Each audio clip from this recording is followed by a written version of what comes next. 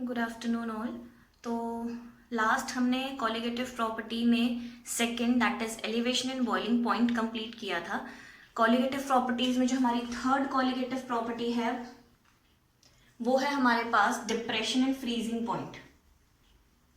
Depression in freezing point. तो depression का मतलब अगर हम देखें तो डिप्रेशन मतलब है डिक्रीज, कि हम डिक्रीज की बात कर रहे हैं। डिक्रीज आया किसमें? तो डिक्रीज हुआ फ्रीजिंग पॉइंट। अब फ्रीजिंग पॉइंट हम डिक्रीज की बात कर रहे हैं तो पहले कुछ और होगा और बाद में कुछ और होगा। तो अगर हम यहाँ पे बात कर रहे हैं, हमारे पास जो सॉल्वेंट होता है उसका कुछ फ्रीजिंग पॉइंट होगा। सपोज वो फ्रीजिंग पॉइंट है T0F, राइट, या TF0। तो TF तो हो गया फ्रीजिंग टेम्परेचर, और नॉट मैंने कहा था हमेशा प्योर चीजों के लिए यूज करते हैं। तो अगर प्योर सॉल्वेंट है तो उसका फ्रीजिंग पॉइंट हो जाएगा TF0। और जब हमारे पास वही सोल्यूशन है तो सोल्यूशन का फ्रीजिंग पॉइंट हो जाएगा TF। प्योर चीजों के लिए हम नॉट यूज करते हैं, नॉर्मली हम ऐसे यूज करेंगे। तो हमें निकालना है डिप्रेशन कितना आया, डिक्रीज कितना आया। तो इन दोनों को जब हम आपस में डिफरेंस निकालेंगे या दोनों को सब्ट्रैक्ट करेंगे तो वो हमारा हो जाएगा depression in the freezing point. But उसके लिए हमें ये पता होना चाहिए कि फ्रीजिंग पॉइंट का मतलब क्या है, what is the meaning of the freezing point. तो फ्रीजिंग पॉइंट का मतलब हमारे पास है जब vapour pressure of solid will become equals to the vapor pressure of any compound in liquid form, right. तो अगर हमारे पास कोई सॉलिड है, जैसे मैं वाटर का एग्जांपल लेती हूँ, वाटर हमारे पास है लिक्विड फॉर्म में और यही वाटर हमारे पास है आइस फॉर्म में, राइट। तो वाटर का फ्रीजिंग पॉइंट का मतलब क्या हुआ? तो फ्रीजिंग पॉइंट का मतलब ये है कि जब सॉलिड स्टेट के वेपर प्रेशर लिक्विड स्टेट के वेपर प्रेशर के बराबर आ जाएंगे तब हमारे पास क्या हो जाएगा, वाटर फ्रीज होना स्टार्ट हो जाएगा, या दूसरे वर्ड्स में बोलो कि आइस मेल्ट होना स्टार्ट हो जाएगा। जैसे मेल्टिंग पॉइंट ऑफ आइस होता है 0 डिग्री सेल्सियस। हम मेल्टिंग पॉइंट को कैसे डिफाइन करते हैं? दैट जब हमारा सॉलिड लिक्विड में कन्वर्ट होगा एट नॉर्मल एटमॉस्फेरिक प्रेशर। तो सेम यहाँ पे भी वही है कि हम बात कर रहे हैं फ्रीजिंग पॉइंट की, और फ्रीजिंग पॉइंट मतलब है जब हमारे पास सॉलिड के वेपर प्रेशर लिक्विड के वेपर प्रेशर के बराबर आ जाएंगे तब हमारे पास जो टेम्परेचर होगा उस टाइम पे वो होगा हमारा फ्रीजिंग पॉइंट। दोनों के वेपर्स बराबर मतलब अब या तो ये आइस लिक्विड में कन्वर्ट होगा और या ये लिक्विड आइस में कन्वर्ट होगा। हम क्योंकि फ्रीजिंग की बात कर रहे हैं तो हम बात कर रहे हैं कि ये आइस में कन्वर्ट हो जाएगा, राइट। तो ये होता है फ्रीजिंग पॉइंट कि वेपर प्रेशर किसी भी सॉलिड का वेपर प्रेशर लिक्विड के बराबर हो जाना चाहिए, तो वहां पे हमारे पास क्या हो जाएगी, फ्रीजिंग स्टार्ट हो जाएगी। अब इसी को हम ग्राफ के थ्रू समझते हैं। जैसा हमने एलिवेशन का ग्राफ देखा था वैसे ही हम यहाँ पे इसके लिए भी ग्राफ प्लॉट करते हैं। ग्राफ किस किस के बीच में प्लॉट किया था? तो हमारे पास था टेम्परेचर और दूसरा हमारे पास था प्रेशर, क्योंकि हम बात कर रहे हैं वेपर प्रेशर बराबर होना चाहिए और बॉइलिंग फ्रीजिंग पॉइंट मतलब हम टेम्परेचर की बात कर रहे हैं। तो अब पहले आ जाते हैं freezing point with respect to a individual solvent, किसी एक कंपोनेंट को लेके। तो सपोज हमारे पास कोई लिक्विड था, लिक्विड के अगर टेम्परेचर बहुत ज्यादा है, अगर लिक्विड का टेम्परेचर बहुत ज्यादा है तो उस टाइम पे वेपर्स बहुत ज्यादा होंगी। ये रहा, हमने टेम्परेचर बहुत ज्यादा रखा है तो उस टाइम पे क्या होंगे, वेपर ज्यादा होंगे। टेम्परेचर कम है, रूम टेम्परेचर है, तो वेपर्स कम होंगी। तो सपोज हमारे पास इस टेम्परेचर पे वेपर्स हैं इतनी, ये रहा टेम्परेचर और ये रही बहुत ज्यादा वेपर्स, राइट। हमें क्या करनी है, फ्रीजिंग करनी है, मतलब हम टेम्परेचर कम करेंगे। तो जैसे जैसे हमने टेम्परेचर कम किया तो प्रेशर भी कम होना स्टार्ट हो गया। देखो टेम्परेचर कॉन्टिन्यूसली कम हो रहा है तो प्रेशर भी कॉन्टिन्यूसली कम हो रहा है, ठीक है। तो जैसे जैसे टेम्परेचर कम हुआ प्रेशर भी कम होना स्टार्ट हो गया।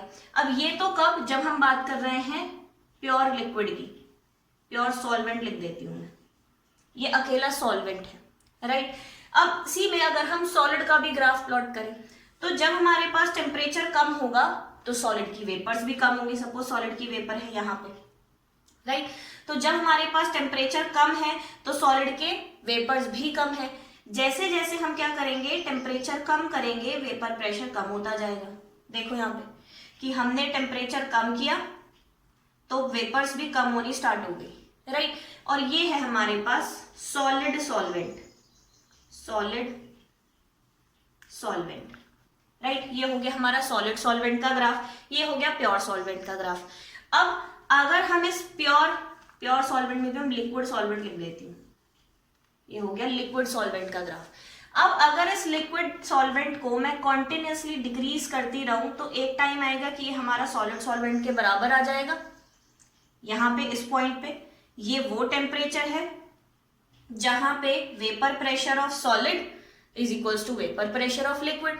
मतलब ये वो टेम्परेचर है जहां पे हमारा सॉल्वेंट फ्रीज होना स्टार्ट हो जाएगा, मतलब ये है TF0, राइट। तो हमारे पास एक लिक्विड सॉल्वेंट था, हमने टेम्परेचर कम किया, उसकी वेपर्स कम होनी स्टार्ट हुई। हमारे पास एक सॉलिड सॉल्वेंट था, उसकी वेपर्स ऑलरेडी कम थी, हमने और टेम्परेचर कम किया, वेपर्स कम होना स्टार्ट हुई। दोनों का एक ऐसा टेम्परेचर होगा जहां पे दोनों का वेपर प्रेशर बराबर हो जाएगा, तो वो हमारे पास हो जाएगा फ्रीजिंग पॉइंट या फ्रीजिंग टेम्परेचर, ठीक। अब अगर मैं बात करती हूँ सॉल्यूशन की, कंपैरिजन करना है, डिप्रेशन चेक करना है, तो कंपैरिजन में क्या है, सॉल्यूशन। तो अब ये था अकेला सॉल्वेंट, अब सपोज हमारे पास है सॉल्यूशन, मतलब इस सॉल्वेंट में कुछ मिला हुआ है, तो उस टाइम पे क्या होगा, वेपर्स कम हो जाएंगी। क्यों? क्योंकि सॉल्वेंट की जगह कुछ कुछ सॉल्यूट के पार्टिकल्स आ जाएंगे, राइट। अब सेम टेम्परेचर पे हमारे पास वेपर्स इतनी है, ठीक है, तो हमारे पास टेम्परेचर इतना हुआ, हमारे पास वेपर्स हो गई कम। अब अगर मैं इसे फ्रीज करना स्टार्ट करूं तो फिर से हमने क्या किया, फ्रीजिंग स्टार्ट की, और अब ये कहीं यहां पे बराबर आ रहे हैं, ये है हमारा सॉल्यूशन, सॉल्यूशन, राइट। अब देखो वेपर प्रेशर ऑफ लिक्विड, तो ये रहा vapour pressure of solution is equals to the vapour pressure of solid, तो ये रहा वेपर प्रेशर ऑफ सॉलिड। तो यहां ये वो पॉइंट है जहां पे सॉल्यूशन का और सॉलिड का वेपर प्रेशर बिल्कुल बराबर हो गया, मतलब ये हो जाएगा freezing point of solution TF, right. तो यहां से हमें पता चल गया फ्रीजिंग पॉइंट ऑफ सॉल्वेंट क्या है, और यहां से पता चल गया फ्रीजिंग पॉइंट ऑफ सॉल्यूशन क्या है। दोनों में डिप्रेशन कितना आया, तो हम ये चेक कर लेंगे, ये कितना है, that is delta TF, change in the freezing point. तो हमें पता है डेल्टा TF हमारे पास है change in freezing point, that is equals to T0F minus TF। जो वैल्यू बड़ी थी हमने उसमें से छोटी वैल्यू को माइनस कर दिया, तो मतलब कि उतने का डिक्रीज आया है, राइट। अगर हम फाइनल माइनस इनिशियल भी करते तो माइनस में टेम्परेचर आता, माइनस का मतलब तो डिक्रीज ही है, तो हमने क्या किया, बड़ी वैल्यू में से छोटी वैल्यू को माइनस किया, और मतलब कि उतना डिक्रीज आ गया है। सपोज अगर ये हमारे पास होता 0 डिग्री सेल्सियस और ये होता हमारे पास -4 डिग्री सेल्सियस, तो दोनों को माइनस करो तो हमारे पास क्या आ जाएगा, change in the freezing point आ जाएगा, राइट। तो ये हो गया हमारे पास डेल्टा TF कैसे निकालते हैं। अब बिल्कुल जैसा हमने बॉइलिंग पॉइंट में किया था वैसा यहाँ पे भी करना है, दैट डेल्टा TF किसके डायरेक्टली प्रोपोर्शनल होगा, ये डायरेक्टली प्रोपोर्शनल होगा सॉल्यूट की कॉन्सेंट्रेशन के, कि जितना ज्यादा मैं सॉल्यूट डालूंगी उतना बड़ा ये चेंज आएगा। अब अगर मैं यहाँ पे चेक करूं तो सपोज सेम टेम्परेचर पे मैंने अमाउंट ऑफ सॉल्यूट बढ़ा दिया, सॉल्यूट बढ़ गए मतलब सॉल्वेंट के वेपर और कम हो जाएंगे, तो अब ये वेपर यहाँ आ गए। अब मैं फ्रीज करना स्टार्ट करूं तो ये और भी पीछे जाके कहीं मिल रहा होगा इससे, इस पोजीशन पे कहीं, तो देखो डिफरेंस और बड़ा आ जाएगा। तो जितना ज्यादा सॉल्यूट का कॉन्सेंट्रेशन होगा उतना ही ज्यादा ये चेंज इन फ्रीजिंग पॉइंट यानी कि डिप्रेशन इन फ्रीजिंग पॉइंट आएगा। सॉल्यूट की कॉन्सेंट्रेशन को हमने किसके बराबर माना था, दैट इज मोलालिटी के। तो delta TF depression in freezing point is directly proportional to molality. Proportionality का साइन हटा, एक कांस्टेंट आया that is K, freezing point का कांस्टेंट है तो KF इंटू M, राइट। ये जो KF है ये हमारे पास होता है फ्रीजिंग पॉइंट डिप्रेशन कांस्टेंट, जैसा हमने वहां पे करा था बिल्कुल वैसा ही यहाँ पे है। तो ये हमारे पास हो जाएगा फ्रीजिंग पॉइंट डिप्रेशन कांस्टेंट, इसी का दूसरा नाम मोलल डिप्रेशन कांस्टेंट। मोलालिटी है तो उसके लिए मोलल डिप्रेशन कांस्टेंट, और इसी का तीसरा नाम क्रायोस्कोपिक कांस्टेंट। तो क्रायोस्कोपिक कांस्टेंट है फ्रीजिंग पॉइंट का कांस्टेंट, और इससे पहले हमने Kb पढ़ा था, वो था बॉइलिंग पॉइंट का कांस्टेंट, एब्यूलोस्कोपिक कांस्टेंट। तो दोनों अलग अलग हैं, एक Kb है और एक Kf है। ये Kf हमारा क्रायोस्कोपिक कांस्टेंट है जो कि फ्रीजिंग पॉइंट के लिए यूज होता है। ठीक है, अब हम यहाँ पे थोड़ा सा फॉर्मूला और इसका एक्सपैंड कर देते हैं। तो delta TF is equals to KF into M। KF वैसे ही रहने दो। मोलालिटी का formula number of moles of solute, और नंबर ऑफ मोल्स होता है given mass upon molecular mass. तो B हमारा यहाँ पे सॉल्यूट है। फिर number of moles of solute upon given mass of solvent. तो given mass of solvent kgs में होता है, अगर ग्राम में दिया होगा तो हम कर देंगे इनटू 1000, राइट। तो ये हो गया हमारे पास डेल्टा TF का formula. Delta TF is equals to KF into given mass of solute into 1000 upon molecular mass of solute into given mass of solvent, right. अब अगर मैं यहाँ पे बात करती हूँ, सपोज क्वेश्चन में आया कि मोलर मास निकालो, तो कुछ नहीं करना, मोलर मास MB यहां शिफ्ट कर दो। तो MB is equals to KF into WB into 1000 upon delta TF नीचे आ जाएगा, तो delta TF into given mass in grams, right. तो ये हो गया हमारे पास फॉर्मूला किसका, डिप्रेशन इन फ्रीजिंग पॉइंट का। तो बाय ग्राफ हमने देख लिया कि फॉर्मूला इसका क्या बन सकता है। अब अगर मैं बात करती हूँ डिप्रेशन की, तो वहां पे भी हमने क्या किया था, बिल्कुल ऐसे ही किया था। तो अगर हम इसको उससे कंपेयर करें, किससे, एलिवेशन इन बॉइलिंग पॉइंट से, तो क्या चेंज होगा। तो दोनों में कोई बहुत बड़ा चेंज नहीं है। मैं यहीं पे इसे कंपेयर कर देती हूँ। तो जो डेल्टा TB था वो था KF into WB into 1000 upon MB into WA इन ग्राम्स, राइट। ये देखो, सिर्फ ये F और ये B का फर्क है, ये KB होगा, ये B का फर्क है। बाकी मोलालिटी का फॉर्मूला सेम रहता है। तो देखो ये पूरी टर्म ही सेम है, ये पूरी टर्म ही सेम है, ठीक है। तो एलिवेशन इन बॉइलिंग पॉइंट और डिप्रेशन इन फ्रीजिंग पॉइंट के फॉर्मूले में बहुत बड़ा डिफरेंस नहीं है।